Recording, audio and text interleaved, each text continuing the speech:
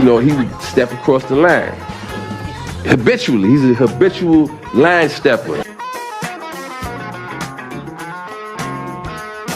You make me happy. Thanks for kicking it with the Habitual Line Steppers podcast. I'm Garrett Charles Langley Henson. I'm Terry Ricardo DeShays of the Second, back again with another pod. What's going on, brother? Doesn't matter that sports came to a screeching halt. We're back to discuss it with you guys. Drama. Yeah, man. It felt like Adam Silver was waiting on this one. Like he mentioned his podcast. He's like, it's like when your girl gets mad at you, but she's like, I don't want to talk about it now. It's fine. It's fine. And then waits until like the next holiday is over, and it's like the day after fucking Valentine's. Yeah. Okay, I think I really need to talk about something. That's what Adam Silver did with this Jocelyn that he teased us with the entire NBA Finals. We speculated on the pod. I thought it was going to be half the season.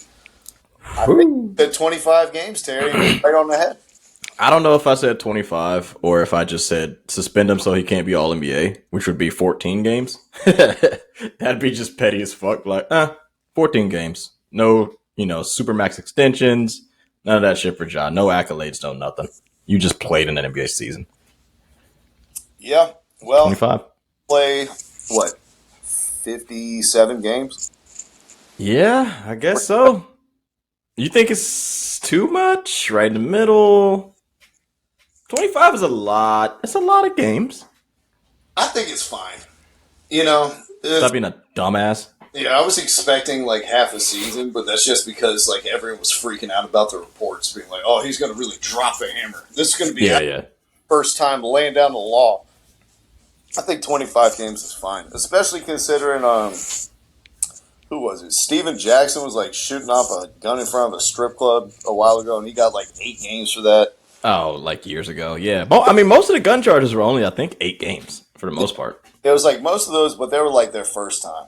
So I think when he sat down with him and he did the Jalen Rose thing and he sat down with Adam Silver and he just like spun us this fucking story, I just think that rubbed the commissioner wrong. Like, just so that you know that you're not going to pull the wool over my eyes. For sure. I believe you.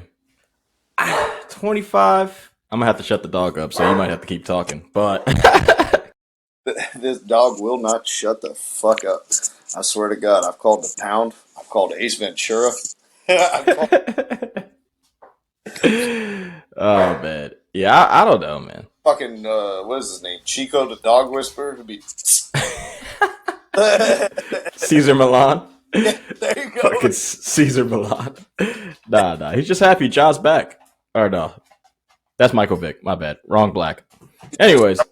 17th a day late as usual, huh? Nah, for sure.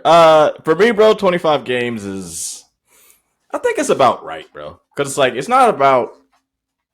I guess it is about him doing it again, but like he also just lied straight to the commissioner's face. Like, he was like, yeah, I've changed my ways. Like, I'm getting away from all that stupid shit. They did the whole, I went to Florida. Bitch, with my woes! He like went to like recovery rehab bullshit in Florida for 4 days or some bullshit. It's like, come on, bro. What are we doing here? Like, y'all don't have to do all this facade. Just don't do it again, and we're good. He did it again. Adam had to lay it down. He's like, damn, dog, we did all this press for you. We wanted you to be the next fucking AI, but you're really becoming the next fucking AI. You're doing that stupid shit. Way too much. The Grizzlies, they may have to give him the Des Bryant treatment and fucking appoint somebody to follow him around at all times and break. He already has a handler, but y'all doesn't give a fuck. Yeah, every player has a handler. You know that, right? Every NBA player has a handler. Or like most of the stars. Some of the dudes, they don't care. Edward Scissorhands? Nah. This guy can't handle shit.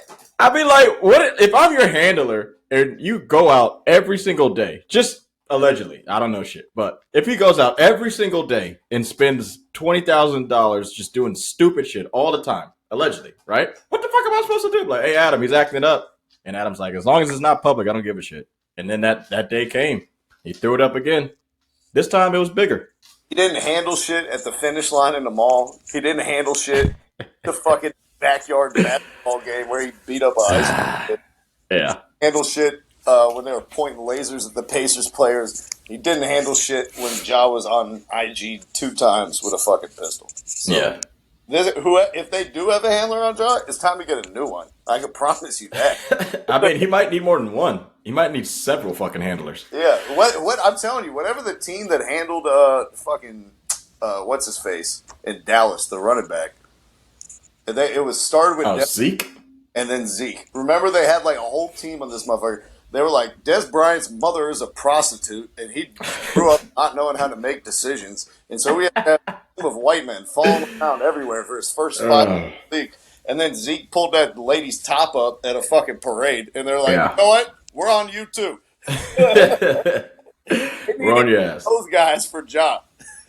Hey, man. All I got to say is, I mean, no disrespect to T. Morant, but I don't give a fuck how much money my son's making. You gonna listen to me and shut the fuck up. Like all these other motherfuckers around you, I don't care. I'm your father. I raised your stupid ass. I'm the one who made you good. I was the one who made you do all the drills in the backyard and the country dirt roads and shit. Now you want to act crazy? All right, bet. No disrespect to T, but come on, dog. I wonder how Jamal Murray's dad would have handled things. I don't know. Yep. Who is his dad? That's exactly the point. He's not in the fucking public eye getting blackout drunk fucking courtside trying to fight Shannon Sharp. All he's doing is making him do where you had to end with 20 swishes in a row or you ran the hills. Like, look, father. Bro, when the mall, honestly, the mall situation said all I had to know about the whole family. When the mom calls the son and not the dad, if some shit goes wrong, my wife is going to call me, not my fucking son. That's 20. And a fucking multi-millionaire. Be like, hey, son, I need you to handle this situation. And I would go there with all my money and shit. I'm just like, oh, I'm worth $600 million. I don't give a fuck. I'm about to go shoot somebody. Come on, boys. Let's do it. Look at what the fuck. Come on, bro. Stop it. It's just whatever. Ja 25. See ya. It's a good point, man. It's a good point. Yeah, like what the fuck are we doing here? That's crazy. What happens when you go around with a girl's name? You know what I mean? You control the household. My girlfriend is named T.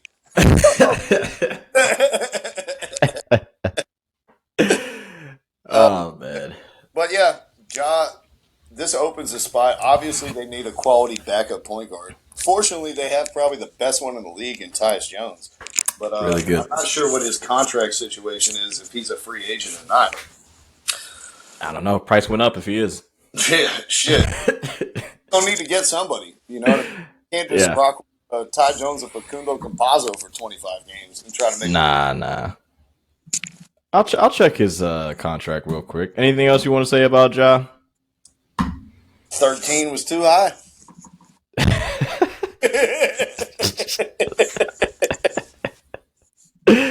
I guess so, man. I guess fucking so. I don't even know what to say about brother anymore, man. I just hope he doesn't fuck up again. What if he fucks up again? Like, then what does he do? Do we just like Dwight Howard in Taiwan? He's too good for that. I'm just saying, like, if he fucks up publicly again, it's just like, do we just let him do whatever the fuck he wants? Are you gonna kick him out of the league if he just shows another gun on IG Live? He's like, all right. Probably. They'll probably suspend him for a year. That's insane to me, dude. I get it, but I don't know. It's just like, I'm from the South, dog. I don't give a fuck about guns like that. It's not that big a problem to me. It's not the. I didn't get the role model thing. I get it. You know what I mean? It's like, because we've seen other NBA players with guns. Big Cunt had a whole fucking, arsenal in his bunker, you know what I mean, for all his hunting and shit like that. Yeah. Taking pictures with guns in their house. You're not bringing a gun out in your car, like flexing it on the street in front of strip club. You know what I mean? In a strip club. Like, it's a very different thing. Tyus Jones has one more year. $14 million this year. That's what he's making. So he's still there. He's still there. If he was a free agent, though. Oh, praying Ja fucks up like Tyus.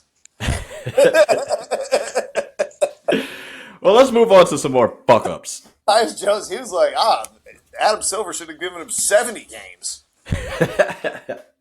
Now, let's move on to an organization that continues to fuck up for years to come, and especially with players that think they are thugs. The Washington Wizards. Bradley Beal to the Suns, dog? Yeah. For interesting coffee. Like, Yeah. they got nothing back on this deal. Like, this deal, what it reminds me of is when Danny Ferry came to the Hawks, and he was, yeah, Brooklyn, just give us a pick swap and take Joe Johnson's contract. It's just like, just get it off the books. Allow us to fucking reload. We're gonna be bad. Like, I'm sick of this 6th seed in the East NBA TV series every single year shit. He's like, and everyone's like, oh my god, this is terrible. Joe Johnson is an all-star. He didn't even get a first-round pick. He's like, yeah. But you know what we did do? We opened up space for Kyle Korver and Paul Millsap and other people going to become all-stars and lead us to a 60-win team. Yeah. I think that's what they're trying to do here with the Wizards is like, he had a no-trade clause, so there was no market for him. Is wherever he wanted to go, he was going to go. So they really just had to accept whatever they could get to not be paying him $60 million when he's 33 years old. It was still a stupid ass move. I understand. It's realistic. Huh? For the Wizards? I don't get it from the Wizards' point of view, but I only don't get it because they should have did this last year. Because, you know, you would have had a better draft position to get Wembanyama and shit. So I don't really know what they're going to do draft-wise. We're tanking in a year that's the worst draft class in 15 years. Yeah. That's the thing that doesn't make any sense. So, I mean, like, hopefully they get a bunch of, you know, draft picks, you know, getting rid of Porzingis and getting rid of Kyle Kuzma and people like that. But they just did it a year too late. It doesn't make any fucking sense. Unless they can finagle Porzingis and Kuzma for a pick. But it is too late, but it's never too late to stop being a dumbass. Like, this team was going absolutely nowhere. A new GM, new president, they looked at it and they're like, you know what? Even if we got to take 60 cents on the dollar, we got to hit the reset button, man. Yeah, not you for know sure. What I mean? Like, we not retool and be like, oh, the big three: Porzingis, Kyle Kuzma, Bradley Beal, Daniel Gafford. Like, we're getting it done. They're like, nah, we've seen this movie before. Even if we have to like take this shit back to a pawn shop, I'd rather get $50 for my Xbox than nothing at all. I feel you, but it's just like, for some reason, DC is not a great market. Players just don't go there. I don't know why. I loved DC when I used to live up there, and you lived around the DC area as well. Like, that shit was dope. I don't know why players don't want to go. Ever like bottomed out and let themselves be bad enough to have cap space and young players where you could hire like a premier free agent every cycle. Like, for the last 15 years, it's like, oh, we got to max out Andre Blatch. We got to go give Spencer Dinwiddie $80 million. Yeah. We got to pay Kyle Kuzma. We got to give Bradley Beal a no trade clause when even LeBron doesn't. The only player in the NBA to have a no trade clause is Bradley Beal, who hasn't made an All-Star team in like 2 years. Yeah, that might be done. Yeah, and that's the thing too. I don't necessarily think, like, their draft picks were underwhelming, of course, but I don't necessarily think they whiffed on all of them. I just think every single person they drafted was a role player. Hold on, who did they not whiff on? Johnny Davis. No, I'm talking about like Otto Porter, and like they drafted a bunch of way back. Yeah. I'm saying like they drafted a shitload of role players that would have worked perfectly in that role, but they overpaid them, or they just let them go for nothing. Yep. That's where they fucked up. Like, the draft picks themselves most of them were okay. It's just like when you're drafting between like 7 and 11.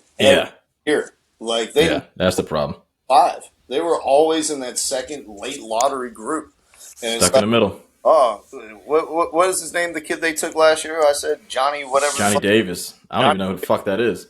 Fuck it. Yeah, exactly. The rookie they took in the lottery last year. Over a ton of people who were. Then the year before that, Corey Kispert. Then the year before that, horrible. Advia, who I don't know much about him yet. I mean, he seems okay sometimes, but I'm not sure. All he could do is play defense. He can't dribble or shoot, which makes they got the headphones on. They're on Spotify, but they keep playing the same fucking song. Stuck in the middle with you. That's all. They just stay in the fucking middle of the NBA. Take off the headphones and get out of the fucking Matrix, brother. And that's what they've done. Travis Slank, he said, I don't care. No first round picks, whatever. We'll take the pick swaps. Like, we'll make it work. Brooklyn, Joe Johnson, Atlanta Hawks 2.0. That's Hold on. What do you think they're going to do with Chris Paul? Trade him or waive him. Before the season starts? Or yeah. Okay. They're not going to give him an opportunity to make a shitty team good like they did in Oklahoma City. Yeah, okay, see, that was... They're not going to blow this to make a fucking playing spot. They're like, we are going to suck. And we're going to... They may even call Tony Roten, see what he's doing. Because let me see, how much is Chris Paul supposed to be making, bro? Like 20... So he's going to make 20... Or was that this season? He's going to make $30 million. Yeah, $50 million is guaranteed. Yeah. It's a lot of money for no reason. Yeah, they're going to have to figure that out pretty quick. What do you think about Washington also getting Russell Westbrook? And they had John Wall. Oh, you're talking about... No, I'm saying just like in general. Like they always just grab these fucking over-the-hill point guards. Them, Houston, OKC. And then they let go of Ish Smith right before he won a championship. Ish Smith barely played. It's just interesting, like that they did this deal with this player. Maybe the Phoenix Suns did some under the table shit. They were like, "Hey, Matt Ishbia, I'm gonna throw in some of my real estate company." Do you know, like the relationship between Bradley Beal's agent and the GM and the Suns? Yeah, father son, Josh Bartlestein and Mark Bartlestein. Like, if you don't, insider collusion going on there, that shouldn't be allowed. When your client has a no trade clause, and you could be like, "Yeah, he's only going to my son's team, so everyone else don't even put your bids in." Yeah, shit like that shouldn't be allowed. That's kind of fucked up, but you know, business is business, right? We just keep it moving. Kyrie, how wrong was he? Oh man, let's talk about this from the Phoenix perspective. Yeah, there's big been three criticism out here in terms of like the fit of the big three, of the amount of money that they're going to have to pay by blowing past the second apron and being the first team. Yeah, but I want to give a shout out to Zach Lowe because I thought his podcast really illuminated why they made this deal. And so what he basically described was there is a 2-week window in between like when the new league year happens that you can like they could still make moves as part of the last CBA. And that's what they did. And so basically they swapped Chris Paul for Bradley Beal, like straight up. And in doing so, in this 2-week period, they allowed themselves, before it was like, we're almost up to the second apron. We have like a middle level exception. We have a taxpayer exception. Yeah. And like, we're going to try to use these two to cobble out a roster. And now they're like, we blew all the way past the second apron. We're way. There's no hard cap for us. It's just tax penalties and like draft pick compensation, all that type of shit. Yeah. But it allows them to pay more for their role players, and it allows them to trade DeAndre Ayton for multiple pieces. If someone's willing to do it. If they hadn't blown over that second apron in this 2-week window, if they had done it 2 weeks from now, they would only be allowed to take Ayton back in a like-for-like deal. So it would be a 1-for-1 trade, making like almost $30 million. Now they can break it into pieces, and they can get 3 players back for him, or 2 players back for him, or 2 players in a pick. And so basically, like, they saw the light at the end of the tunnel with this core of Chris Paul and DeAndre Ayton and Devin Booker and Kevin Durant. And they saw the only way out of it is you trade Chris Paul, who nobody wants, you stretch him. But if you could get a $40 million player to slot into his salary slot and just blow over the apron, and now you don't have some of those same restrictions, in the short term, I think this is a home run for Phoenix because it's like you have a legitimate big three now. And I think they do. it's only a matter of time before they trade Ayton and get like rotation pieces to fill out this roster. Like when you have Booker and Bradley Beal and Kevin Durant, like what is the big difference between DeAndre Ayton and Nerlens Noel? You know what I mean? So it's like you might as well break that into other useful players. The money. That's the problem. So, like, if I'm somebody else, if I'm another team, what incentive do you give me giving you 3 role players or even 2 role players? Because if I'm another GM, I'm not about to just give you 2 fucking role players to take some garbage ass fucking center. What is that old like Sacramento Kings saying? It was like it only takes one idiot to make things happen. There's going to be some owner in the NBA that's like, DeAndre Ayton is the number 1 pick. Never had the opportunity. He's shoehorned into this role as a pick and roll partner next to Chris Paul. He's a post up guy. He is touch. He can guard on the perimeter. He's like he hasn't had time to shine, and he still has the pedigree. He's still a blue chip guy, and I'll give up Cody Martin and Max Strus and fucking Cody Zeller to make it happen. You know, just provided 3. See, 3 toss-ins. That's my biggest problem with that shit. Maybe Miami, that'd be kind of sneaky, but they can make anybody good. So I'm not thinking about Miami, but like, where are the 28 to 33-year-old role players that just want to win and get a championship that are cheap as fuck that some team would just take for they DeAndre don't have to Ayton? be cheap as fuck because Ayton makes like $30 million. So you can add their salaries up to equal his now. 3 $10 million guys? Of this deal. Yeah. Or a 20 and 2 5s. Let me scroll down to some $10 million guys or $12 million guys. I'm at the 120th player in the NBA making $12.5 million. Okay. Marvin Bagley. No. Come on. Robert Covington, Josh Richardson, John Morant, but he's on his rookie deal. Danny Green, Devontae Graham, Terrence Ross, Reggie Jackson, Dylan Brooks, Rashawn Holmes. Brooks? I'd take Dylan Brooks back. You take 100%. Dylan. Oh, yeah. RJ Barrett. He's not going to be allowed to shoot more than 5 times a game with all those guys around him. He's not going to be able to do anything but play defense and add toughness. Oh, it's just not a lot of guys, though. Like, it's either a rookie deal guy, and PJ Tucker's making $10 million, Mo Bamba, Taylor Horton Tucker. Yeah, it's like you're looking for your 5th, 6th, 7th guy. You know what I mean? Those guys that I just named are like 7th, 8th, maybe even like bad deals. On the same end, it's like DeJounte Murray is making like $14 million a year. You know what I mean? Like but how much is he making next year though? That's the problem. He's a free agent. Yeah. Oof. Yeah, I don't guys on this one.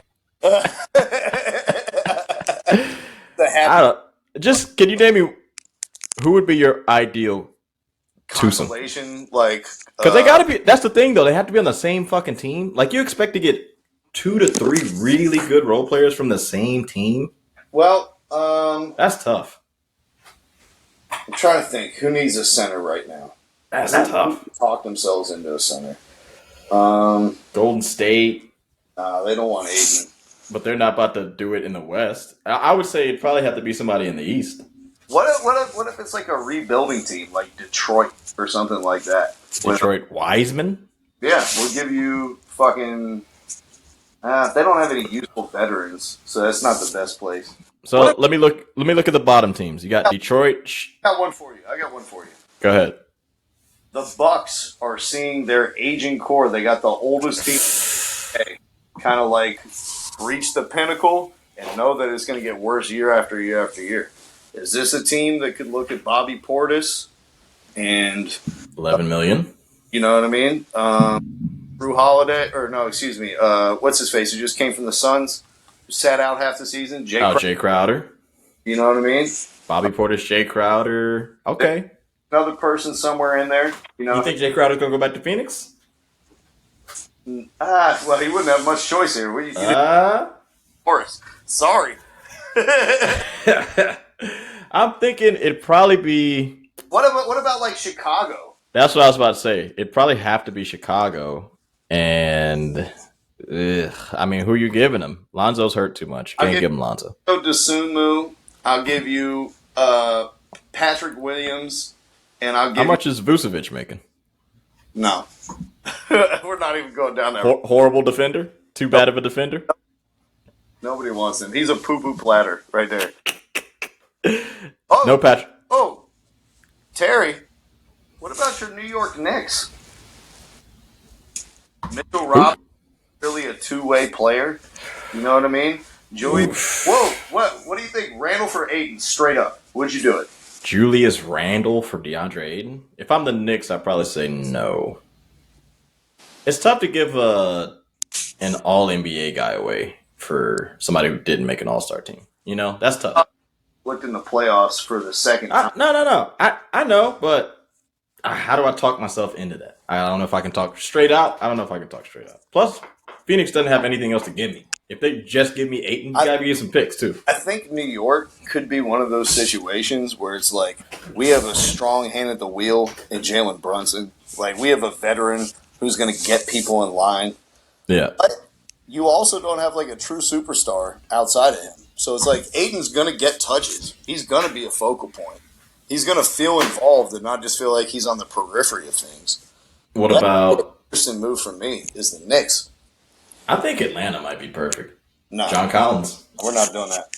Collins and Clint Capella? No. Why not? What you doing with Clint Capella? Nothing. Dude, the mentality of a team that had Young and DeAndre Ayton in it, that's a problem. No veteran, that's a problem. I don't believe in winning intangibles with like that setup. Absolutely not. Now, Can they take... who I want to bring to Atlanta, who we'll talk about in a little bit. But his name is not DeAndre Ayton. I can promise you that. Yeah, I just... Orlando. Who are we getting? Fultz. That's like $10 million. I don't know. Who else? What Gary Harris and Chuma Okeke? Maybe. Dallas? Man, they need a lot, though. Yeah. Dallas will give you Reggie Bullock, Tim Hardaway Jr., and somebody who sucks. Oh, my God. So you take away all the shooting? I mean, I think if I were Dallas, I'd actually consider that deal 100%. I really take a flyer out on that? Yeah, I really would. Because Christian Wood not being re-signed, they already said they're out on Christian Wood. Their big man rotation is fucking terrible. Dwight Powell. You know, you have some wings who I feel like can contribute in combo guards. Like, I like Jaden Hardy. I think he's going to be good as like a six-man scorer type of guy. I like Josh Green. You know, I think he could be a starting caliber wing in the NBA. But when you're running out Dwight Powell and fucking Nemanja Bjelica and whoever else they were putting in their center rotation, it's hard for you tonight. What about, who says no? Pacers? Buddy Hield? Miles Turner? They're not letting go of Turner. I think Buddy Hield makes 21. The Pacers signed him to an offer sheet last summer, and the Suns matched it to have him stay in Phoenix. So we know the interest there is real. But I think it's cool in the last year with Miles Turner's play and his chemistry with Halliburton. What about Buddy Hield? He makes 21. All I need is Portland. If they're just trying to rebuild and blow it up, and they're like, you know what, young players and assets, and the number 3 pick, and we're getting Dame out of here. Yeah, see, that's where I think is perfect. Because if I'm Phoenix, I don't want another point guard. Like, fuck all that. I want somebody like Jeremy Grant, if he accepts the role of being a defender again. I don't know. But, like... That'd be a good one. I want a wing guy instead of another point guard. Fuck it, we just play big. Beal, Booker, you handle the ball. KD, you do your thing. Now, that might be the trade I've heard so far. Yeah, because... Ayton 1-for-1. I think it's still a $9 million difference. They probably got to do something to gap it, but I think they need a wing. Do you think they need a guard or a wing? I would say get another wing so that Beal and Booker and KD don't have to guard the other best wing or whatever guard like in the league every game or every night. Let me throw out one final team for you. The Oklahoma City Thunder, who was recovering from an injury, don't really have a focal point at the center position, have a young core that would fit on the same timeline as him. They have draft picks to burn. They can't fucking draft 5 rookies a year for the next 4 years. You know what I mean? Like, they could end up giving some decent value back to Phoenix and end up with a player who is a much higher upside than anyone at the position on their roster who's playing. Maybe. He's cheap, though. So, I mean, Dort got tons of fucking room. Like, it's crazy. Yeah. But, so, like, Dort makes $15 million. They probably won't get rid of him. They probably won't get rid of Giddey. So, they don't. A lot of their guys aren't making any money. And I don't like anybody else on the team except for like Dort. First back? What's his name? Dario Saric. Can you send him back to Phoenix? Ooh. How much is he making? Something like that. Shit, I don't even see his contract on here, bro. They might have cut his ass. I don't know, dog. That's tough. Hey. So we're talking a lot about like in the future. What is this? Oh, no. I see him. $9 million. With Ayton gone, because we both anticipate that. But let's talk a little bit about the fit between the big three, between Bradley Beal, Devin Booker, and Kevin Durant. Let me hear your thoughts first. I got some thoughts. Offensively, I think it's going to be really good. Like, I think a lot of people, myself included, remember when they traded for Kevin Durant, and I was like, oh, you're going to have 4 players who exist in the mid-range and all want to shoot mid-range jumpers. And I was like, okay, let's see how that works out in the playoffs when you play against teams that take 25 threes a night and shooting contested twos. Yeah. And it made it. It's a little different, man. Bradley Beal, his catch-and-shoot 3 percentage over the course of his career is 39%. He can shoot. He can definitely shoot. It just depends if he can kind of reinvent how he plays. When John Wall was there and he was like taking more of his twos or his threes off the catch instead of you got to remember the last couple of years Washington has not had a credible point guard like between right and Westbrook. Yeah, Westbrook, fucking Will Barton. You know what I mean? So like he had to do a lot of point guard shit that he ideally didn't want to do, and I think that taking a bunch of pull-up threes and pick-and-roll coverage that he won't be taking on this Phoenix team. Probably not. I think it also developed his game to kind of help him fit into another like situation. Well, especially considering it's like Phoenix don't have a true point guard. So it's Booker and Beal are going to have to deputize and both kind of like try to approximate what a point guard would bring to the table. Because, Book isn't going to try to run like point Book all season. Where he can play point, but that's not really like, I don't think that's his best role. Who he wants to be. Nah, that's not his best role. Alfonso Davies situation. That's not his best role. So for the big three on offense, I actually think they fit really well. And at this point in his career, it reminds me of like Ray Allen going to Boston. Ray Allen. That's probably like a member of a big three who shows in the biggest moments, but doesn't need to take as many shots as he did when he was a franchise player. I think that ultimately, like where he needed to settle in and like where he needs to fit in the NBA hierarchy, because he's not a number 1, he's not a number 2. We've seen it in Washington. He's a number 2. He needs to be. The question is, can you surround these 3 guys with enough defenders to not get blown off the floor by Denver next offseason? They just need 2 more defenders to play with them. But, I mean, I think Beal's got to – for me, the 3, I think it can work. I don't know if it will.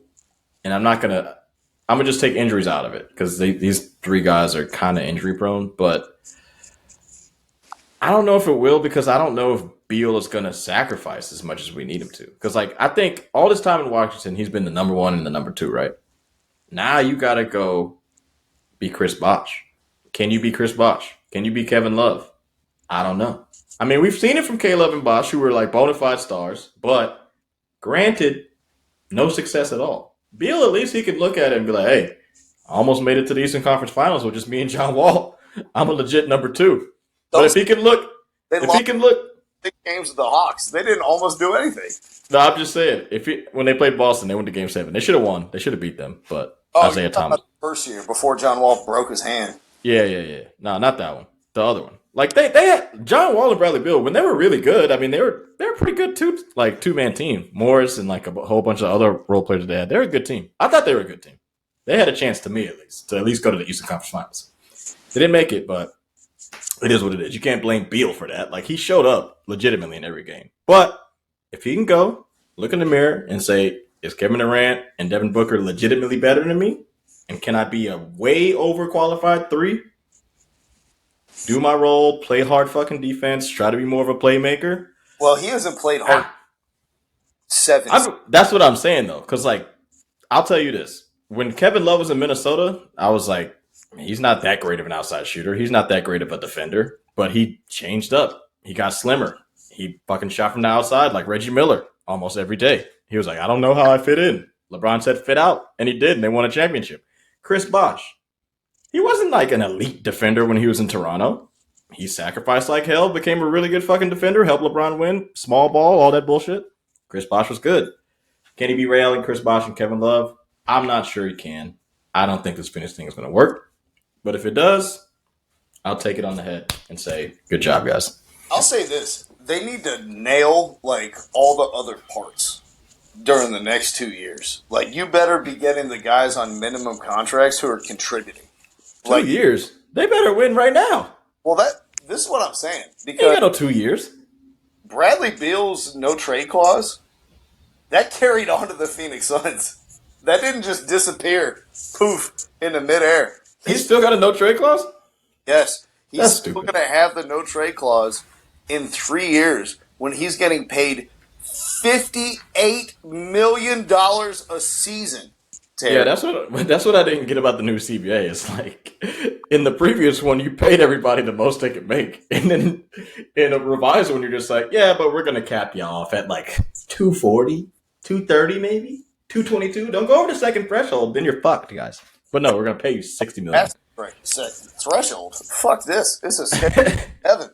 It's just it's stupid as hell to like the previous CBA. You give all these super maxes when dudes are about. These dudes are making more than baseball players, soccer players. They're making than NBA dudes never made the most in the world in any sport. Now they're the almost all basketball players, the top 10 contracts in the world. That's insane. That's how it should be. Because I'll tell you exactly why. Yeah, but don't change the CBA though. There's only 10 players on the court at once. Okay? Soccer, there's 22 people out there at once. 2, there's no fucking helmet. Okay? Like, it's not like the NFL where your face is being obscured constantly, and I have to remember number to know. I don't disagree with that. I'm just saying don't fuck your CBA up to fuck all the NBA teams. 3 is NBA players perform like the most regular feats of athleticism that we see out of any sport. Like, watch the NBA top 10, pick any day in the week. Yeah. Shit that's like, oh, wow, this is fucking grab your popcorn. Like, that's not skills. It's not the same as football. You know what I mean? So they should get paid the most. They're the most recognizable. It's the least amount of players on the court, and they're doing the most high-flying shit. No, that's what I'm saying. I said I don't disagree with you. It's just I know, I'm just framing it for our listeners, Terry. Yeah. Craziness. Fucking CBA. Anyways, go ahead. Let's go back to the Wizards, all right? We talked about they got to break this up, right? Kuzma's gone. Move the franchise. Porzingis is gone. I got 3 teams I want to talk about for Kristaps Porzingis. All right? Go ahead. In case you guys didn't know, by the way, again, shout out to the Low Post. Porzingis averaged the most points per post-up of any player in the NBA when he ended it with a shot. He also shot over 40% on catch-and-shoot threes and over 38% on off-the-dribble threes. And according to MRI.com, he was about 1 to 2 inches away from spraining and fucking up his knee every time he did it. But, just do it in New York and not in Washington. No big deal. I'm not upset about it. I wanted to talk about, Terry, your New York Knicks. They know that Porzingis has to go. You guys need shooting. There's no doubt about that. Mitchell Robinson can protect the rim and offensive rebound, but offers little else. How would you feel about Porzingis coming back home to where he was. I'd take him if it's for Mitchell. Would do it Mitchell and Quickly, Mitchell and Grimes, Mitchell and a pick. Mitchell and a pick. You do it, right? Probably. But to be honest, Porzingis is fucking good. He's a good player, man. Yeah, he's legitimately like a really good player. It's just he's got flaws, man. And it's like, is he ready to go back to third banana? Is he ready to go back to? I mean, Randall and Brunson are all NBA players. He's going to do the same shit he did with Luka Doncic. He looked Luka Doncic in the eye and said, "I'm better than you." Luka Doncic is a top 3 player. Like, what are we doing? That's why he's in Washington. That's why you ain't heard nothing from him in Washington. You know why? Because he gets all the touches he wants. He gets to be a good player that does whatever the fuck he wants, and they don't win. Can he go to a team that won a lot of games in New York and not be a bitch? I don't think so. I think he could. I don't think he can. Y'all need the shooting. You have enough toughness around him. Like, I think you can shoehorn him into your team culture. Thibodeau? Yeah. Big Tibbs? All right. Rick Carlisle didn't work out with him, but, Tibbs will do it. Second team I want to talk about, Terry, it's the Atlanta Hawks. Your team than my team. Big John? I think that we should absolutely make a move for Porzingis. I've said for 3 years in a row that we need a fucking stretch big on the roster. Since John Collins' hand got caught in the wood chipper and he lost his ability to shoot, the fit between the two of them have been absolutely terrible. Between him and Capella, trying to take up the same areas of the court all the time. Yeah. But then he gives us a rim protector, he gives us a floor spacer, he gives us a much different look than Onyeka Okongwu, who's like 6'8" and wants to be Bam Adebayo, switching all over the perimeter and shit. But can't shoot at all. I just think he has a complementary skill set. And if I were the Atlanta Hawks, I'd 100% make a phone call and be like, hey, DeAndre Hunter, John Collins, Clint Capella, which one do you want? If I'm Washington, I think I say no, only because I think Mitchell Robinson, no disrespect, he's not going to win you games if there's not a great team around him, or at least a good team. I think John Collins scores too many points, plays way too fucking hard, and gets too many rebounds for me to just take him. You know what I'm saying? He's not going to be a game changer, but he can definitely fuck me from being last to 13. How about this? Clint Capella is on an expiring deal. We'll take him. Yeah. Take Big Clint. He'll free off the books, open up the cap space. Yeah. Yeah, do it. I like that one. I'd do it. But not John Collins. John, unfortunately, John, you're gonna be stuck. I don't want you in Washington getting 20 and 10, fucking up my season. Too good. Unless you give me some picks. You give me some picks and John? Oh no. Yeah. So that's the thing. Free team deal. Yeah. All right, last team. Warriors.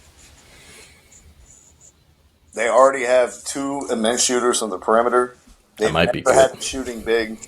Somebody who could put pressure on the rim vertically, block shots. Draymond Green just retired, he just declined his option. I think he could play next to Kevon Looney. Draymond just retired. That'd be crazy. Right. What do you think about the Warriors? Ooh, depends on what you're given. Send you Jordan Poole. We'll give you Kuminga. You gotta give me, and you gotta give me Moody. Sure. I think they'll take that. How much is Porzingis making though? 30 million, something like that. 20. I'll check real quick. So you think that the Golden State Warriors are doing it? Who says no first? Or do you think they'll both say yes? I think they both say yes to that. I mean, the Warriors, they've got to be hesitant about taking Jordan Poole's $100 million contract back. Or Washington, yeah. What better way to guarantee yourself the number 1 pick than allowing Jordan Poole to shoot 25 times a game? So Porzingis is making $36 million next year. So that's gonna even out almost with your boy Jordan Poole. Let me find the Warriors real quick. How much is Jordan Poole making? Too much? Yeah, he's going to be making next season rather. So okay, it's not horrible. He'll be making $27 million. Right. So Porzingis, that's 36 and 27. So we need to make up 9. Moody's making 4, and Kuminga's making 6. So that if you give me both, we're there. I'll take it. Perfect. And we could kiss this fucking 2 paths rebuild goodbye. Steph, Clay, Draymond, Porzingis, Wiggins. And Wiggins. And And Wiggins' is baby mama. And Gary Payton, who would probably be a pretty good fit next to Porzingis. As long as he doesn't throw up on the court again. I like that team. Steph, God damn it, you did it again. But Bob Myers retired, so I don't even know if they're going to do it. All credit goes to Mike Dunleavy Jr. Yeah, right. Hey, shout out to him. All credit goes to Mike Dunleavy Jr. for forcing Draymond to decline his player option. $27 million. Vacationing in Europe with LeBron right now. Let's talk about some possible fits for Draymond. Let's start with the Lakers, where he's vacationing with LeBron. Do you see him fitting on the Lakers? You think Draymond's not going back to Golden State? But why would he decline his option if he's going back to Golden State? Maybe he's reworking it. Fucking 5-year deal? No, I'm saying maybe they're reworking it to give him less money. Well, that would be another thing entirely. But that's so they can that I got on the situation. The way that I perceived it was that Draymond realized my market value is way higher than $27 million. Like, a lot of teams realize the winning intangibles and defense I bring to this team. And my performance in the playoffs greatly overshadowed Jordan Poole. So he did play really well. Between the two of us, you need to pick me. Man, that's a tough one, bro. LA is tough. His shooting is so bad. Does the defense make up for it? For him to not be able to shoot at all. Him and LeBron can't play on the same court. I'm sorry. I don't give a fuck what anybody says. Man. Everyone's talking about this Lakers shit. I don't see the fit with LeBron and AD. I just don't. They don't. They can't shoot. LeBron, look, no disrespect. Move LeBron up a position in his 23rd year in the NBA. That's not the way shit goes. You move down a position. That's what I'm saying. Like, no disrespect to LeBron. Has he improved his 3-point shooting percentage-wise from, rookie year to now? Slightly. What do you do versus LeBron? Let him fucking shoot. And what do you do? Shot him out the game. All right? He shot like 17% versus Denver. He made it back up in the Golden State series, but the first 3 games, he was shooting like 15% from 3. So it's like I'm supposed to have LeBron James shooting a bunch of threes that he misses at a 35% clip. AD can't shoot anymore for some reason. I don't know why. And Draymond Green on the same court? We've got to re-sign Rui for the max. No, honestly, what's scary, and I'd have to do a deep dive, but if LA can keep most of those guys, I think all they needed to add was Mo Bamba. Mo Bamba shooting 40%? You mean all they need to do was play Mo Bamba? I think he was hurt. I told you he was hurt. He was out. He was out for the season when he got there. Like within a week, he was gone. Yeah. Right. I thought he was getting some DNP CDs because of his pick and roll coverage. But Well, that was only because he ate chicken on Ramadan. That was the nah. He just didn't get allowed to play. Is that why he was Bull was subtweeting him? Maybe. All right, next up, Kyle Kuzma. All right, let's start with the team we just ended with. The Warriors. Big Kuzi. Oof. Kuzma the worst? Structure. Yeah, same type of structure. If you don't want KP, we'll give you Kuzma. But no Draymond? We'll give you 2 of the 3. Yeah, no Draymond. No Draymond. Wait. Him next to Looney. That would be the plan going forward. Add another shooter, space the court out. Have an Otto Porter plus version. That is a 0% chance of happening. If Draymond doesn't stay, it's over, Steph.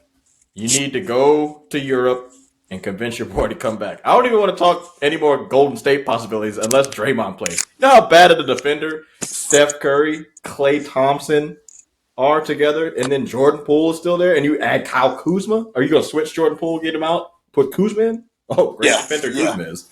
Kuzma, he was a lot better this past year, man. He's just long. He looks like a better defender because he's 6'10". He's not a good defender either. It's crazy how you look when you're a better defender when you try. too. You know what I mean?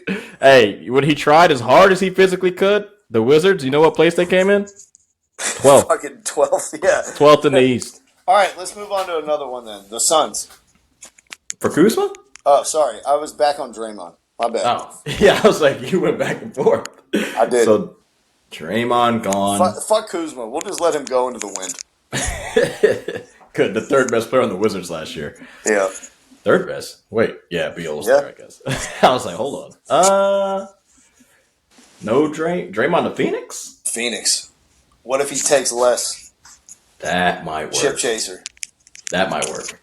I think that'd be perfect, okay. Play small, Draymond, KD, Beal, Book, and then whoever the fuck else.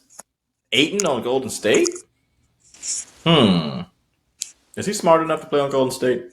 No disrespect. Nah, I don't think they would want him back in Golden State. I think they would reroute him somewhere else. So is Draymond's a free agent? He can't. It's no trade, right? He just would go. It's unrestricted, yeah. Shit, bro. That. Damn. Phoenix would work. Phoenix would definitely work. He'd have to take a lot less. The question right? is, are you willing to play for $4 million a year? You know what I mean? Is it going to have to be 4? It can't even be 10. It's going to be low. It's going to be low. What? Doesn't this new kick in? We can do like equity into the team or some shit, or like equity into betting and stuff, right? Am I mistaken? They do have that Michigan State connection between Matt Ishbia and Draymond That's what I'm Green. saying. You know, I guarantee you there'd be some under the table back alley bullshit going on. Under the table? That's gonna be on the contract. Sign it. You got equity in my real estate businesses. You got equity in the Phoenix Suns. And you get equity into sports betting. Only stipulation is you have to bring Tom Izzo with you. All right, let's keep it moving. The Mavs. That'd work perfect. Any team that has no defenders, Draymond would work perfectly. All right, cool. Even though him and Luka are a bit derivative on offense, you know what I mean? Luka can still shoot, kinda. Yeah, I think it would be just fine. The Grizzlies. If you want everyone on the team to die, that'd be a tough situation for Draymond to step into. I mean, oh man, Dylan Brooks is gone though, so I don't know. It might like work. These big-bodied, versatile guys. You know what I mean? With David Roddy and Xavier Tillman. So starting lineup would be Ja, Bane, Jaren Jackson Jr., Kennard, Jaren Jackson Jr., and Draymond. No Steven Adams. Yeah, Steven Adams on the bench. Let him come off and just feast on second unit centers. Oh man. Or, maybe. You know, if you wanted, you could play 3 bigs and go gigantic and just destroy the boards. That's not going to work. Who are you, Isaiah Thomas? With the Knicks, like fucking 15 years ago? When everybody was going small and getting shooters, and Zeke was like, give me Eddie Curry. We're going to have him take a bunch of fadeaway jumpers. This dude, oh my God, never. I don't even want to talk about that shit. All right. So the Mavs could be a good fit, but in the locker room, possibly not a good fit. Or excuse me, for the Grizzlies. Memphis, yeah. Ugh, that'd be the tough. Atlanta Hawks. No. Sorry, Atlanta. You're not in the mix. I'm not going to Atlanta. Why? Why would I? Why? Chance to win a championship, promising young core. You're an 8 seed. Promising young core. Who's your promising young core? 8 seed? How dare you? We were the 7 seed. We beat Miami in the play. My mistake. The 7 seeded Atlanta Hawks. My bad. Hey, we took 2 games from the Celtics, okay? Yeah, okay. One win away from the 10 seed, but you guys snuck that 7 seed. Good shit. Who's the promising young core? Trae Young, AJ Griffin, Jalen Johnson, DeJounte Murray. Trae Young, DeJounte Murray. You don't think AJ Griffin is a promising young player? Role player, AJ Griffin, role player, Jalen Johnson. Minimal role player, Jalen Johnson. Got to show me a little bit more skill. All right. Well, can you at least agree that we'd have a verifiable big 3 in Trae and DeJounte and Draymond? I think Anacongua. But what are you going to do with John Collins again? Where's Collins go? Who gives a fuck? We'll send him to Siberia for all I give a fuck. You have $22 million. You still got to get rid of. Honestly, if I'm gonna be real for real, I think we'd keep John Collins in that scenario. I think John can learn a lot from Draymond. I think he'd be receptive. He's a really astute guy. He's very tough. He can't shoot. Neither can Draymond. That's what I'm saying. You can't just. This is. What do you think this is? Who was in the NBA Finals? Not the Hawks. It's going to be a very long time. I'm asking you a question. Who was in the NBA Finals? This is rhetorical because you know who was in the NBA Finals. 2 of the best 3-point shooting teams in the playoffs were in the NBA Finals. Okay, you can't have 2 non-shooting ass motherfuckers like Draymond and John Collins. Mister, I'm missing a finger because I was doing yard work like Larry Bird. What are we doing? That's not going to work. He's not going to Atlanta. I'm sorry. Yeah. He'd have to run the second unit. I think it could work, but it's not an ideal fit. If it were me, I would trade him. What about Portland? No. Dame? To do Draymond? what? Jeremy Grant? No. Yeah. I think, honestly, the best case scenario, if it's possible, would be Dallas. I got 2 left. Okay? The Kings. Ooh, man. Does he like Domantas Sabonis? He took his heart. I think he gave the Kings respect after they took him to 7. If I remember correct on his pod and everything, he was like, he wasn't trashing them like he was the Grizzlies. He was like, that team is going to be here for years to come. Like, they earn my respect. So, yeah. A Harrison Barnes for Draymond Green, type of. It could work. It could work. I think he could work in Sacramento. In the last place, Terry, I'm talking about Michigan State, going all the way home to Detroit. Ooh, that's ugly. Nope, don't want to see it. What if they pay him? What if they pay him like $40 million a year? And they're like, we need a culture setter. We need a guy who's going to be a vet in the locker room. Cade Cunningham hasn't played a meaningful game in a year. Jaden Ivey has a whole bunch of bad habits. Like, we need somebody who's going to get these guys on the right path. Let me ask you a question. Do you think Draymond Green is a Hall of Famer right now?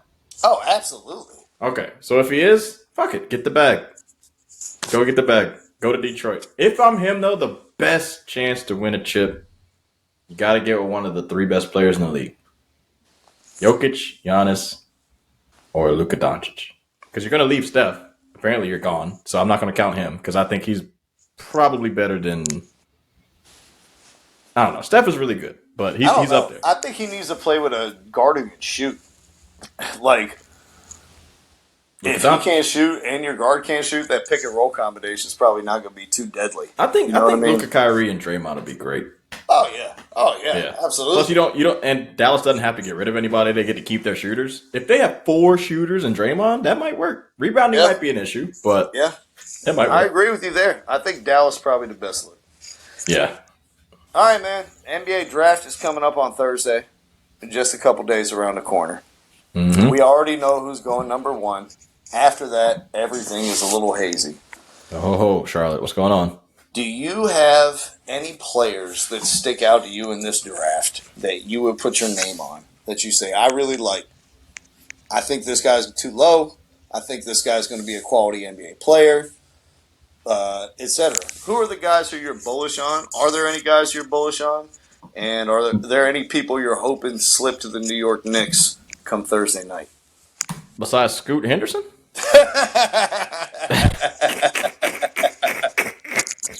I don't know what deal you would be able to make for him. It sounds like Charlotte's listening. Hold up. Did you hear about the Zion shit? I did. I had it on my rundown. I did. I cut it at the last moment. If somebody gets a Zion trade, that'd be absolutely insane. But all right, we'll touch on it briefly. Honestly, bro, for the Hornets, would you trade number 2 for Zion? Absolutely. Yes. In a heartbeat. If Michael Jordan can't get to Zion, then get rid of him. Fuck it. At least we took a fire out on him. Michael Jordan just sold the team this week. Yeah.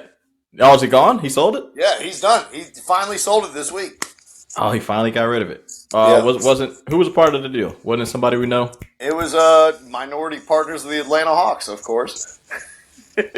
And J. Cole and some country singer from North Carolina. Yeah. That's what it was. Damn. MJ, you're going to be missed.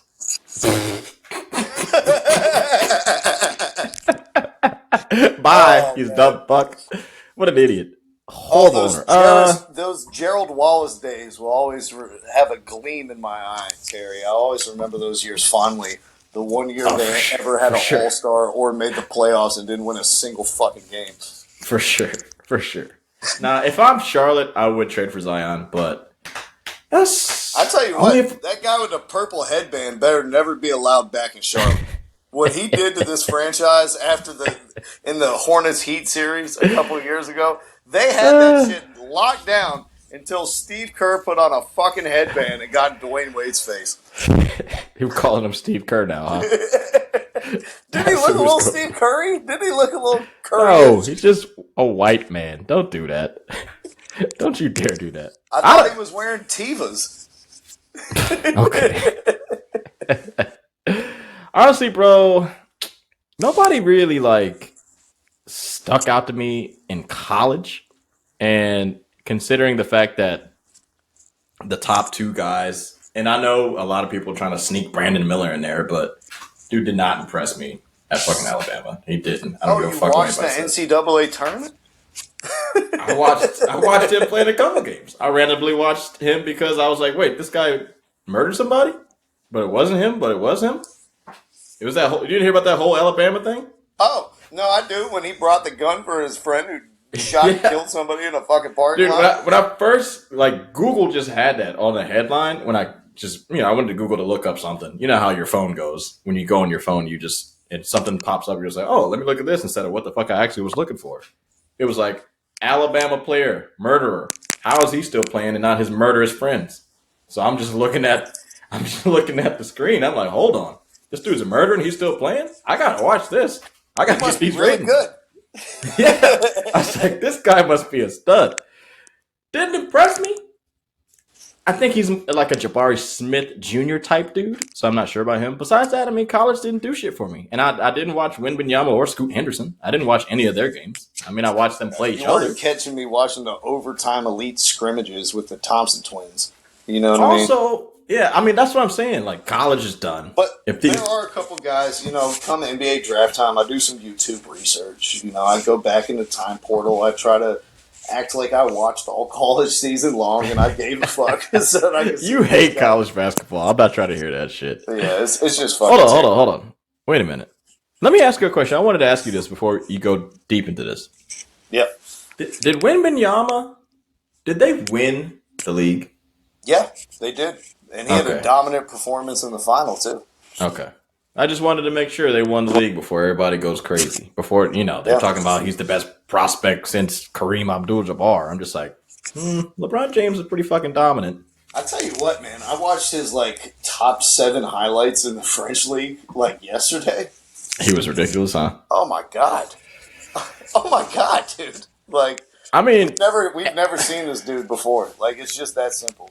To go... He's doing the Kobe size-up package, tween between the legs, into a hezzy, into a pull-up 3. Oh, I missed the 3. I guess I'll bang it from a putback dunk.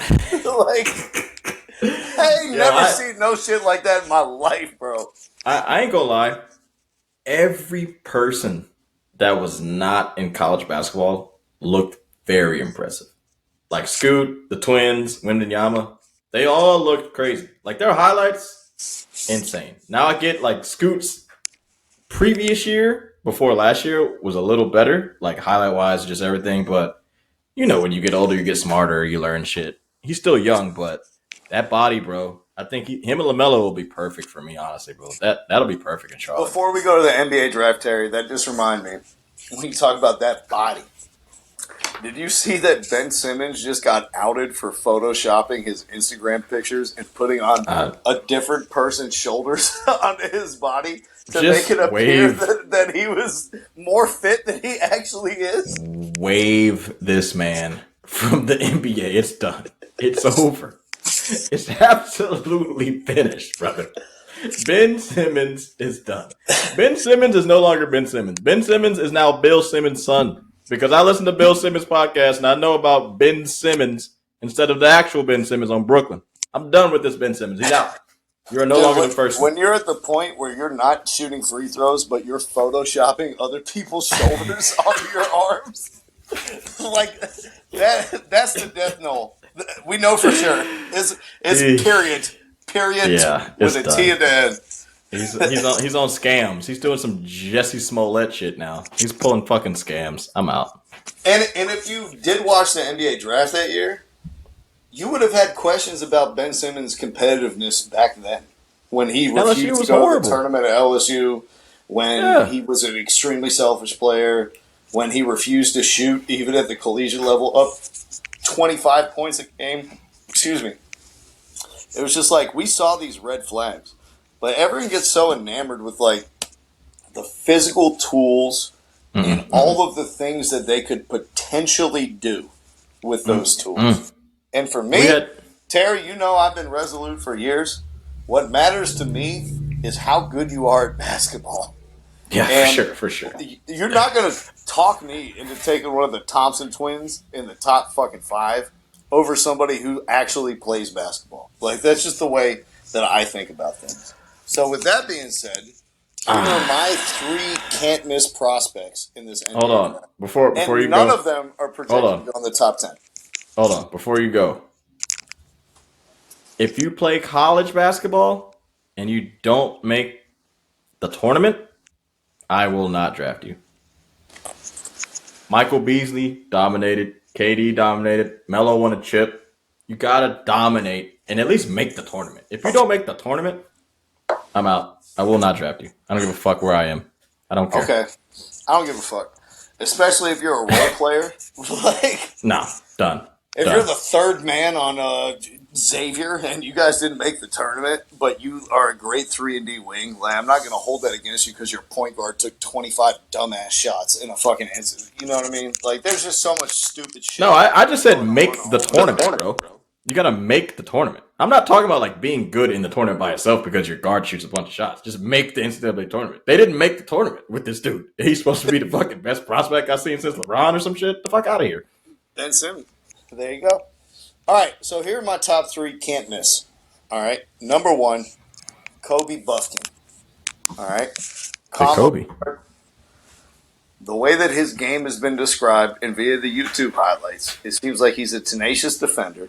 The way that I would describe him is Emmanuel Quickley's defense with Tyrese Maxey's offense. And that's a pretty goddamn good player. I don't care if he's 6'3". Makes sense. So, Kobe Buffkin, number 1 on my can't miss.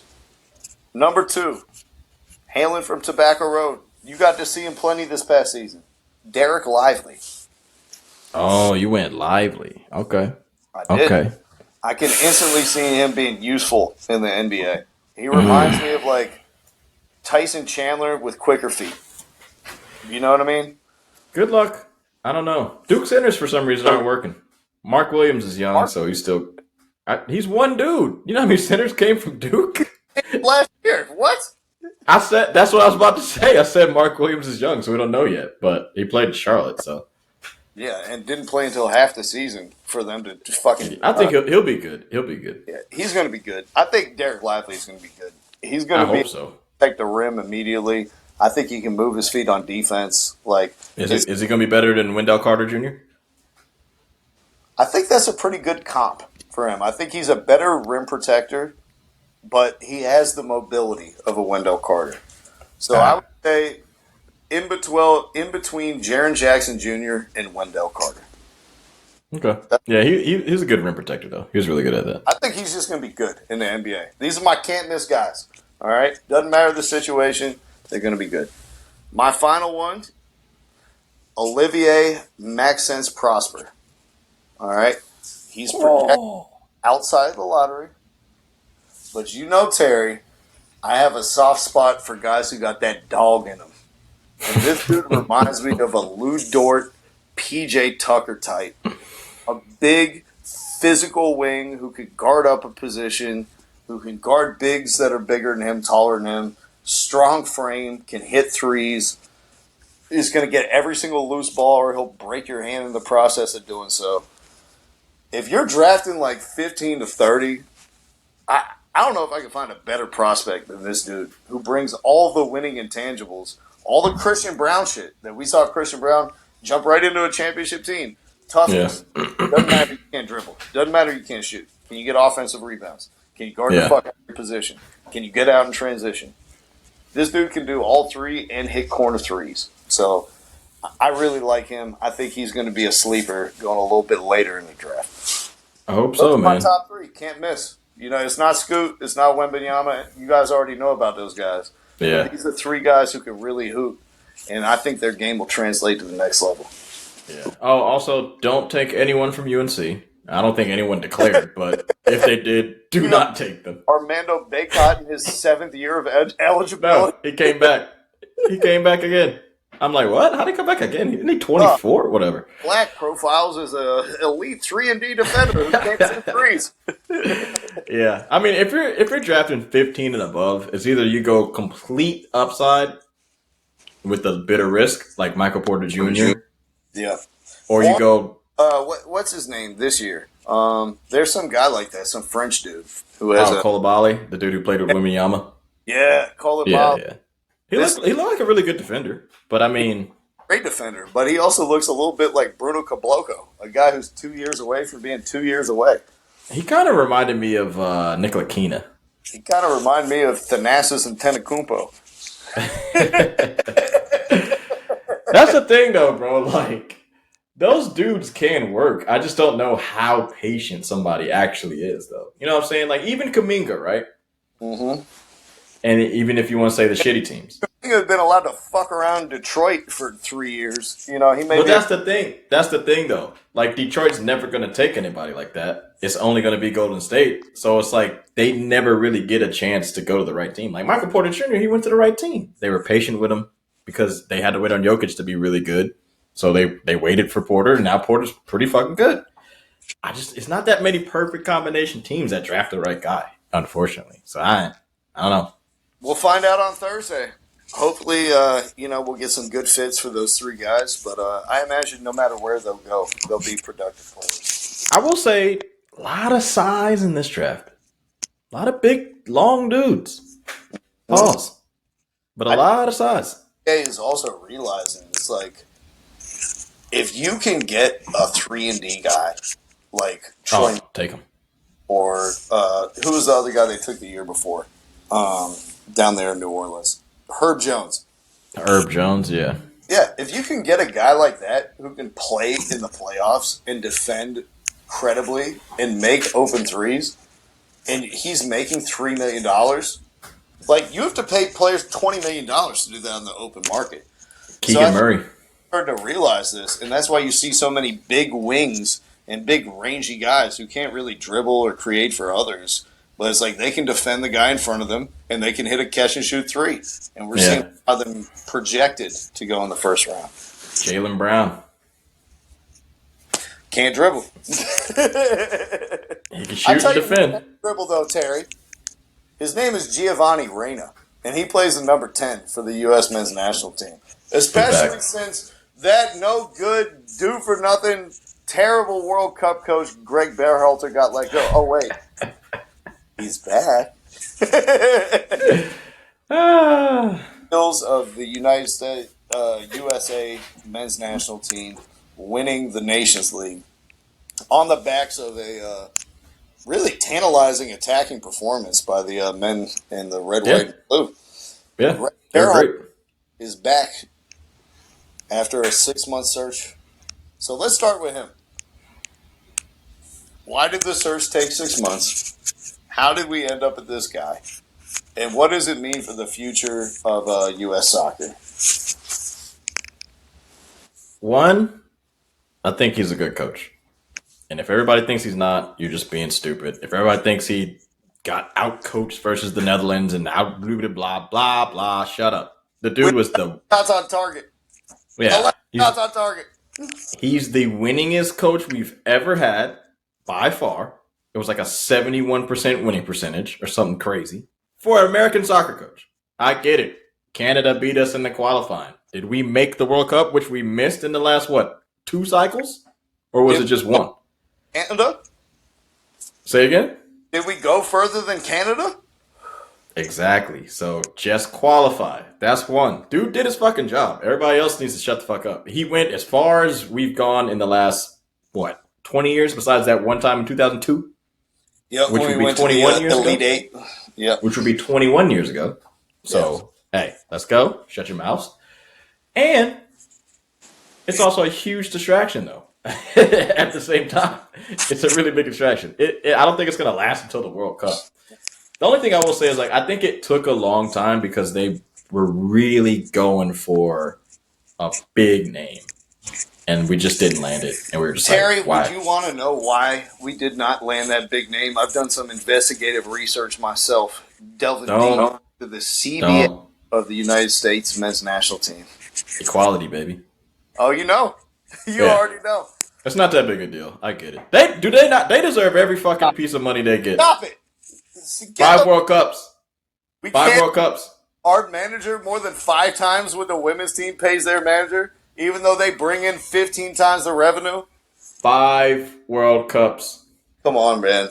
5 World Cups. They're the only reason why we're relevant. Cups against 18 other countries where women are allowed to read. No, don't say that. That's a lie. Canada can read. It's not a lie. Canada, Australia, Brazil, Spain, France, Germany, Sweden, Switzerland. Sweden and Switzerland? This is where we're at, Terry? Sweden and Switzerland. The women's teams are good. Right, because women Australia. have 70 years. That's why they're It's a lot of teams that are good. I don't want to hear it. The subtext. The reason we were not able to get Jose Mourinho or another top-flight coach is because the United States, in their collective bargaining agreement, does not allow them to pay their head coach of the men's team more than 4.5 times that of the women's team. That is the reason we missed out on all these top places. It's not the main reason. They don't want to coach us. That's the main reason. It's not the main reason. They'd come Jose Mourinho's not. Jose Mourinho's not. Come coach us for a discount. Jose Mourinho's not going to coach us for $50 million. Well, I think he would have, especially considering Roma spent $5 million last summer. No. As soon as he looked at our tax breakdown, he'd have been like, what? I'm only getting this much instead of this much? Fuck you guys. I'm not coaching you. Couldn't throw the bag at him. We're not going to get Jose Mourinho with $4.5 million a year. Get the fuck out of here. We weren't going to get him. Why? Do you think we actually could have got Jose Mourinho, bro? Yes. No. I never thought that. Why are we charging all these kids $3,000 a season if we can't get a fucking player coach? What is the point of all this profiteering? That's got nothing to do with me. If we can't spend this money. That's got nothing to do with me. That's got something to do with everybody when you're negotiating contracts. This includes everybody that whatever job you do. Make sure you read the fine print and make sure you know exactly what you're doing. I'm not saying this is the main reason. For fucking chivalry and to look good in the public eye. Because what you're doing is costing yourself a chance of getting a top flight coach. Because you're like, let's give the women equitable pay. Let's give them what they want. Let's show them they're equally valuable, even though they're clearly not. Getting beat 7-0 by the fucking Wrexham retired team. 5 World Cups. Bro, it was a bunch of retired girls, man. Stop acting like it was the women in their prime that went out there and played. Heather O'Reilly out there? She doesn't play anymore. Okay, captain for 10 years. She does play. She plays right here in North Carolina. How old is she now? In her 30s? I don't know. I watched her play live fucking 3 weeks ago against the Independent. She bossed the whole game. Okay? Is she in her 30s? Yeah, of course she's in her 30s. Is Messi in his 30s? Wrexham had actual players on their team play against them. This isn't a thing. Value is fucking even, man. We shoot ourselves in the foot for the purpose of chivalry. So we can say, hey, look how good I look with 9 toes. Who do you think? Who did you want? Mourinho. I told you from the fucking jump I wanted the special one.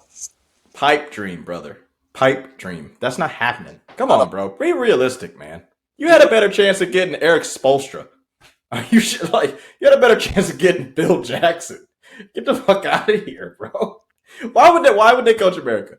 They're changing. We're stealing England's top prospects. Messi is coming to the MLS. American soccer has a new face and a new prestige. It isn't the retirement league. So Balagoon is better than Harry Kane. Balagoon's gonna be better than Wayne Rooney. Oh my goodness! I mean, I'm just saying. Be better than Ivan Toney? Like, that's the question. I think he's better than shit. I can't even think of the box cut Welbeck. What's his name? Danny Welbeck. He better than Danny Welbeck. Yeah. No, look. All I'm saying is, don't blame it on the inability of you guys to make a contract situation be equal. It's not the problem. That was the problem is couldn't get a top coach. You guys are stupid. So for Greg Berhalter, who is under contract to go coach at Club America in the Mexican League. Double it up, FIFA. Hey, FIFA told us we could do both. So why can't we do both? Come on, stop playing with me. Look. I just want you to think about the job that you have. Reconsider the slander that you're going to do against the best we've ever seen on a soccer pitch, men's and women's included. Equal it up. You guys agreed to it. Don't cry about it now when you agreed to it. I'm just saying. I'll tell you that. I didn't do a goddamn thing there. Talk about being with our eyeballs in a soccer field and we count 5,000 other people. Okay. All right. It was agreed to, so stop crying about it. Either pay the dude what he wants, or it's done. And now we're at that point with Greg Berhalter, where it's like, for all the bemoaning and all the crying and everything else, he has objective number one on his plate, and that is make things right with Gio Reyna, because this motherfucker balled out in the Nations League. You don't have to make anything right with him; just play him. He already has more goal involvements in finals than any American player. He's 21 years old. He's a beast. You have to make things right. He's blonde now. No. Part of the Backstreet Boys. You have to make things right. No, just play him. Play him. Just play him. That's it. You don't have to make anything right. Just play the kid. That's it. Just play him in every game. You can say whatever you want. I'm good. See you later. Your dad tried to ruin my whole reputation as a man. I'll let you play in every game, but don't talk to me. I'm good. Unless I'm giving you coaching instructions, I don't hear nothing out of your mouth. Bro. If that is how it is, they have no business hiring him. Like, if he would take that approach, you could. He said publicly he's going to do it, but that's just what I would do. If somebody tried to do that to me, are you shitting me? Hey, you kicked your girlfriend in the legs 3 times in 1991. Are you serious? Because you wanted your kid to play? Well, if you don't get out of my face before I beat your ass, that's a slander. That's defamation of character, and they should be sued if they didn't already. Defamation because it happened. But bro, it was in 91, and it wasn't even a crime. It never was brought to court. Month investigation. Here we are, back with the same guy who led us here. Do you know the reasons that they gave for selecting Berhalter in like the press conference that the new guy from fucking Southampton gave? You know, the guy who's in charge of England's U21 system and Southampton's whole thing, who's now on the US. You got the inside track. You're an actual full-time staff member for a USL team in America. So why don't you go ahead and tell me exactly what happened? Basically, this dude, it's an unorthodox approach. I'll say that much. He was like, I put all the coaches through a series. It sounded like they were about to get drafted in the NFL draft. He was like, I put a series of cognitive tests. Some of them were memory-based. Others you could prepare for. Others you had no chance and you just had to adjust on the fly. And Greg Berhalter finished in the top 5%. All metrics, the only coach to do so. That's stupid. Do you think he's a good coach or not? Yeah, I think he's a good coach. I think the reasoning for hiring him is fucking stupid as hell. Like, I think he got us further than any coach wanted to get, or any coach we had got us. Mm-hmm. I think closer in terms of our tactical discipline and, like, the identity that we had when we played. Yeah. We saw our ability to in condensed space against England. In the attack in third, I do not think he's promoted like the most free-flowing, confident organized, Agreed. efficient soccer. I Agreed. think rely more on the defensive end. But I'm hoping that they solve like kind of his deficiencies with bringing on better personnel. At the beginning of this cycle, like the guys that he was playing up top and the guys who was just making the squad in general, it was like 18 MLS lifers and six young guys. That's the thing that has to stop. Is like just because we have a league, it doesn't mean we have to take the guys from the league. Like I can understand if it looks bad if we go to a tournament with 27 people from Europe and like one dude from the MLS, and we're just like, whoa, is the MLS really improving? I don't give a shit. We got Messi now. We don't have to improve. Messi is going to improve the league just by being there. So that is done. We don't need to take American guys from the MLS just because. That's done. The league is developed. We got our own street. We got exclusive deal with Apple. The MLS is going to be fine for years to come. We don't have to worry about the MLS anymore. That's fine. Pick the best players, move on, and have a good team. Now, I agree with you. If you did it like a star system, like in FIFA with the scouts, Berhalter defensively, 5 stars. Offensively, probably give him 3. Tactically, 4. Maybe 4. Yeah. So it's like, I mean, he's not perfect, but there's not a lot of like. I don't think Jose Mourinho, of course, Jose Mourinho, just because we said his name a lot. Defensively, tactically, 5-4. Yeah, he's like a 5-5-4 guy. But sometimes he comes off a little bitter. I don't know if these young motherfuckers are ready to handle some shit like that. I think, honestly, it's a good idea to put somebody they know that was, great for them. They advanced with this one guy. Keep the familiar face with the dudes that were on the team. They like the dude. They don't dislike the guy. Yeah. Like, they said after the win against Canada and Mexico, they're like, this is a tribute to Greg Berhalter and how far he's taken. Yeah, some of them did, yeah. I don't think anybody on that team except for Gio and maybe some of Gio's friends are just like, Gio's yeah. I mean, but like, I'm sure the players are fine with it, bro. Like, as long as they play like they did. I think I feel the same way you do. It was an okay, but somewhat uninspiring hire, especially after 6 months of deliberation. You know, it's just mishandling. I think he's going to be okay. I think he's going to fit in just fine with our identity. He understands the American viewpoint, you know what I mean, and American culture and how to relate to American players who are in their young to mid-20s, and that's really important for this cycle. And if we brought in a guy who was like a 5-5-4 like Jurgen Klinsmann who didn't understand this group of players at all, it's like we'd probably get a fucking disaster. So that's probably the most important thing. But at the same time, like, I don't think you could just rely on your skill as a recruiter and be like, oh, I'll just fix all our offensive issues, not by refining our system, but by just poaching players from other countries that are better than us. I hear you. That they would just get an offensive coach then. DJ help on the staff looked pretty Keep good. him. Good under him. Yeah. 0, ran roughshod. Played against Canada in the final, defended the entire team, and caught them on the counterattack with their slow center backs. Yeah. I fucking goals off set pieces, Terry. I don't know if you noticed, but in the World Cup, we were horrific. Yeah, it was horrible. We're back. I would say most. Taking some time away to observe and reflect, see what other people are doing with his squad, and make some changes. And I would also just say that most of the set piece shit, to be fair, Pulisic is just not great at it. I don't think anybody on the team is really good. They had taken him? Gio. Yep.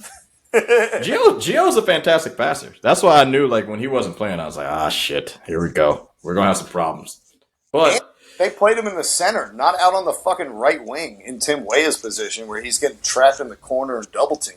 They put him as end in between the lines where he could carry the ball forward and, create stuff for other people. Honestly, bro, I just think, like, these guys are good enough. And finally, Chris Richards, who I wanted to play for a long time, finally during the World Cup. Yeah, showed exactly what he can do. I think these players are good enough that any high level coach can take us past the group stage. It doesn't matter what grouping we get, as long as you come up with a strategy to kind of go against each team. I think we can get past the group stage. I think if we can get past that next level, win the knockout game, and then go to the next quarterfinals, that's where we want to look forward to, and not just focusing on like, all right, create an identity and blue to blah. That shit's done. We need to have an identity already before we even go to the World Cup, and that's fucking being great. All right, we got the players, and we need to do it. I tell you what, our identity looks as a hyper athletic team who presses the fuck out of you. Like that. Got athletes finally. Oh, bro, when it was like Miles Robinson and Anthony Robinson and fucking Chris Richards and Sergino Dest. Athletic. Field, we had Musa playing the pivot with Aronson and Reyna ahead of him, and Weah and Alex. It's like, whoa, everyone on this pitch is plus athlete. Like, that's the identity right there. Yeah. And we have that in space throughout the squad. Yeah. I think the team is good, man. We got it. I think this is the team I want, though. Like, this is the type of team that I want. I don't want, like, Klinsmann was trying to make us skillful. We're not ever going to outskill Spain, Italy, Brazil, Argentina. We can't even outskill Chile, bro. Like, there's a bunch of fucking teams in CONCACAF that are very skilled and better than us skill-wise. We need to figure out what we're great at. America is great at making athletes that are fucking dominant as fuck. That's all we need. Pick an athlete, make them play soccer. Suffering. You know what I mean? We could play without the ball and rotate and, play like a lesser team for 90 minutes and then come up and score a goal off a corner. Like, that's been our identity forever.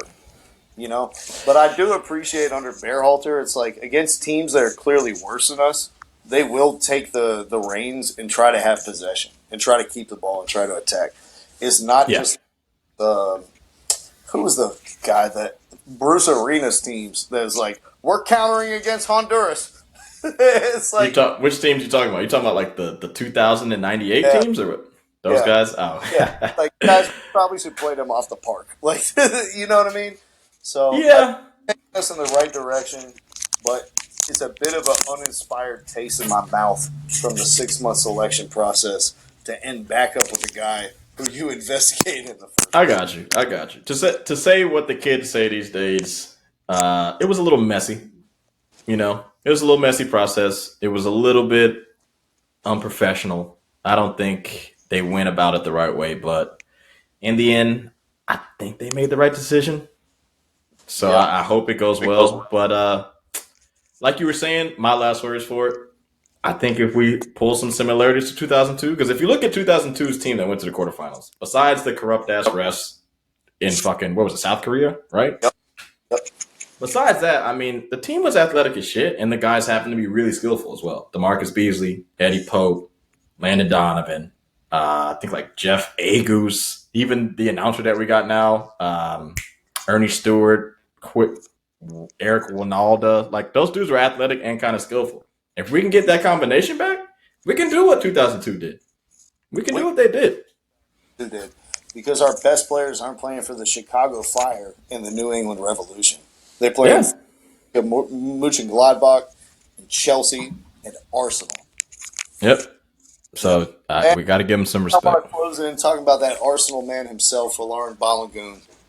Made an impact in the final, scored a gorgeous goal, made a good run, got slipped in behind by Gio Reyna.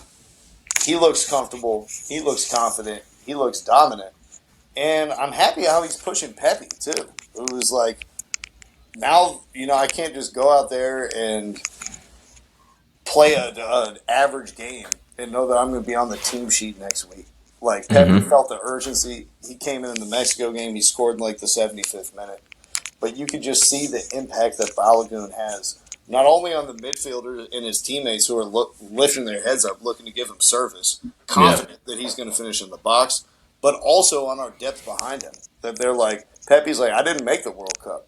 I'm playing in the Netherlands League.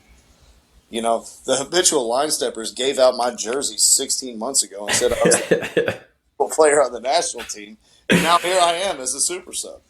So I just think his arrival has changed the dynamic of the group from the top down.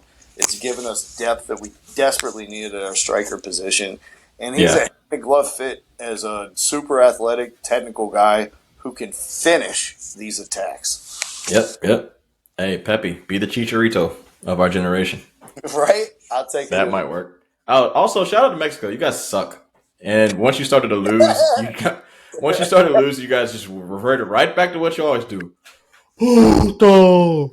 Oh, puto. You're about to get kicked out of the fucking World Cup. You keep doing that stupid ass shit. That red card on McKinney was bullshit, by the way. It was crazy. Bro, if Mexico keeps playing around and sucks, their fans legitimately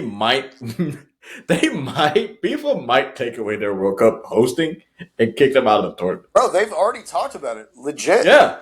Like, it's no joke. Yeah, it's going to be U.S. and Canada and no Mexico. Hey, bring more games to America. That's more games for me to go to. I tell you what, in one of these Gold Cup games or something like that where we don't give a fuck, I'd like to just see us fight Mexico.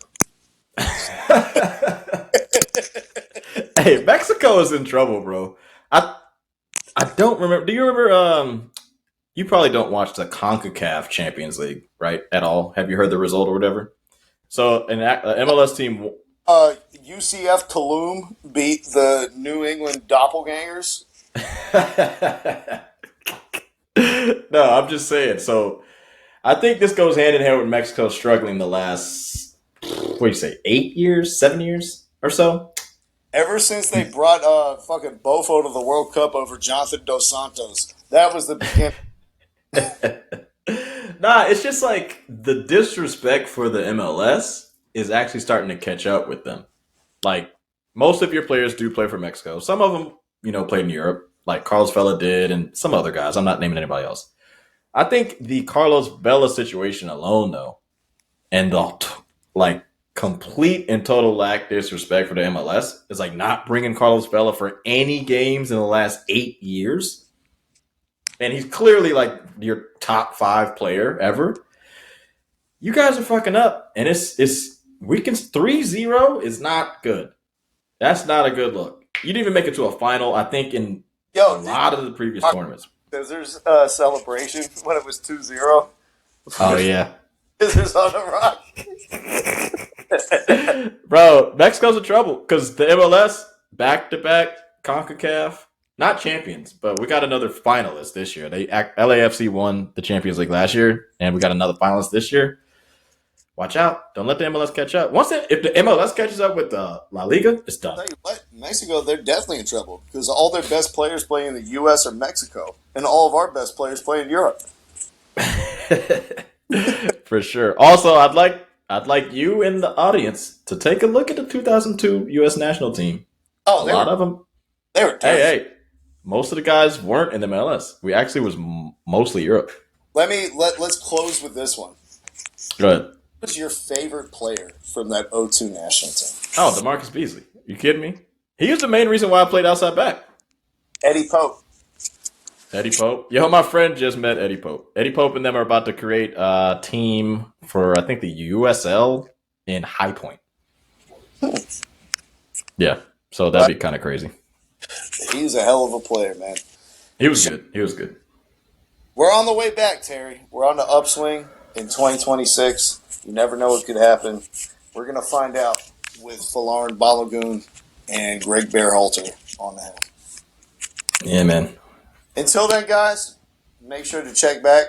We're going to be posting the episode on Saturday, recording on Friday. We'll let you know. We'll recap the NBA draft. Oh, yeah, that'd be crazy. What are good fits? What are bad fits? Who's a bust? Who's a sleeper? Will Charlotte fuck this up? By then, Charlotte will have already traded for Zion Williamson. Hey, all reports say Zion is out of New Orleans before the draft. Like the most Hornets shit ever is like as soon as Michael Jordan leaves, they're like, we're bringing in another Duke guy. That would be funny, man. But yeah, we'll just recap some shit that goes down. I'm sure the NBA is going to have another trade for us to talk about. We might even know where Draymond went by the time the draft starts. You never know. All right, you guys will have to stay tuned. We'll be back with you guys this Saturday. Thank you for kicking with the HLS pod. North Carolina, continue to stand up. Peace. Thank you. for listening to our podcast this evening. Thank you. You're far too kind.